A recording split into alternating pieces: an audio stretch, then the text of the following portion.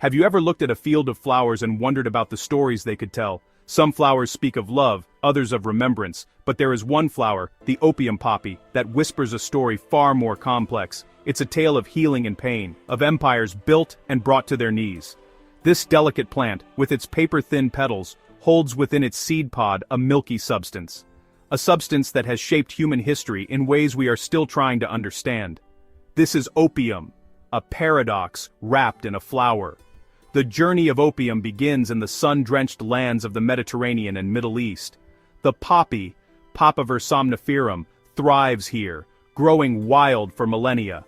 Long ago, someone discovered its secret, a sticky, white latex, oozing from the unripe seed pod. When dried, it becomes raw opium, a discovery that would echo through the ages. Imagine that first taste, a wave of warmth, a quieting of pain, a drift into peaceful sleep. This act set in motion a chain of events that would ripple across continents and centuries. The poppy became a source of power, to heal, to soothe, to provide escape. But with great power comes a dark side, dependency, and consequences unforeseen. The duality of opium is the story of our own human nature, our search for relief, and the price we pay for it. The whispering poppy has much to teach us about ourselves. The story of opium begins in the cradle of civilization, among the ancient peoples who built our world. The Sumerians in Mesopotamia around 3400 BC were among the first to cultivate the opium poppy, calling it hul-gil, the joy plant. For them, it was a source of happiness and relief, celebrated and recorded on clay tablets. From Mesopotamia, knowledge of the poppy spread to Egypt, where it became a powerful painkiller and sedative. Ancient Egyptian doctors used opium for surgery and to calm crying children, as documented in the Ebers Papyrus. The Greeks and Romans revered the poppy, associating it with gods of sleep and dreams. Hippocrates praised its usefulness, but warned of its dangers. Galen used it to treat everything from headaches to snake bites. For these civilizations, opium was a vital tool, managing pain and suffering before modern medicine. They respected its power, integrating it into culture, religion, and science. Knowledge of the poppy was passed down, ensuring its secrets endured. This was opium's first chapter, a time of healing and wonder, before the shadows grew longer. As empires rose and fell, the Silk Road connected east and west, carrying treasures and opium. Arab traders spread opium to Persia, India, and China, making the poppy a global traveler. During the Islamic Golden Age, scholars like Avicenna refined opium's uses, documenting its effects and creating new preparations. In India, the Mughal emperors saw economic potential, establishing vast poppy plantations and a state monopoly. Opium was used in rituals and medicine, but its use was relatively controlled, until the British arrived. In China, opium was a rare medicine, used sparingly by doctors for ailments like dysentery and asthma. The Chinese had no idea this foreign medicine would one day threaten their empire. The Silk Road brought the poppy to their doorstep, but it was global trade that would turn it into a weapon. The stage was set for opium to become a force of both healing and destruction. The world was about to change, and the poppy would be at the center of it all.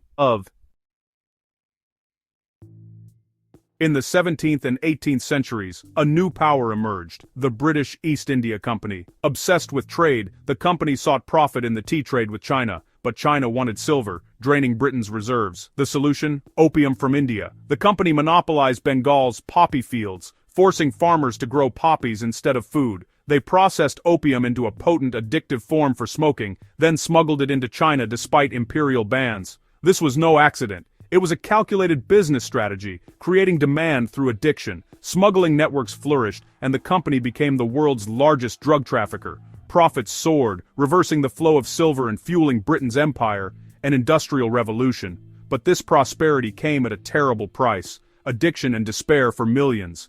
The company's business model enriched a few while devastating entire societies.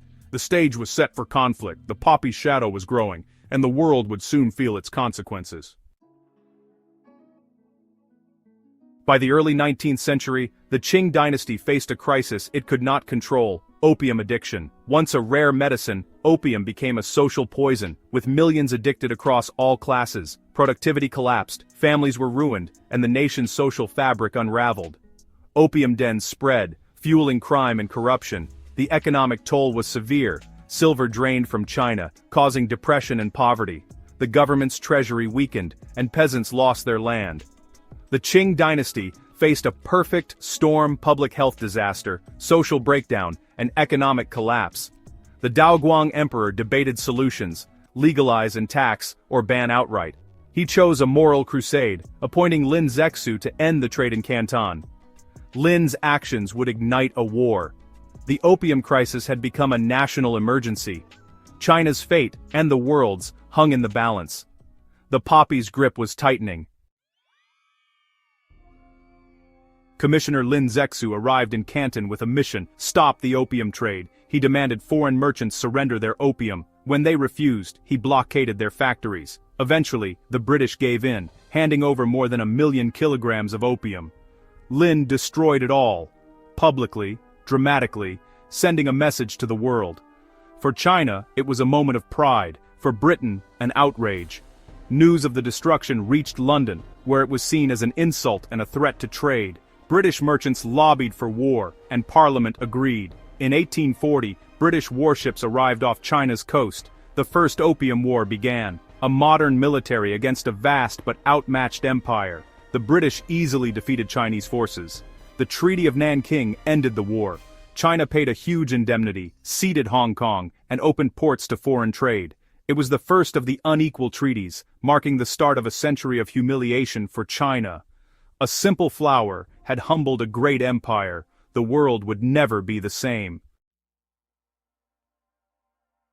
The Opium Wars didn't end the crisis, they made it worse. Forced to legalize the trade, China was flooded with opium. Tens of millions became addicted. The addiction devastated health, families, and the nation's spirit. The image of the emaciated opium smoker became a symbol of decline.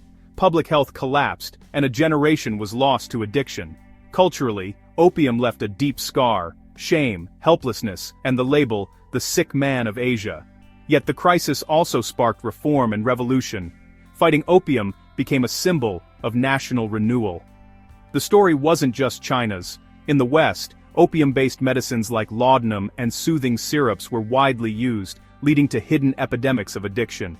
These products were sold over the counter, used by everyone from housewives to infants. The flower's shadow stretched across the globe, touching lives in ways both seen and unseen.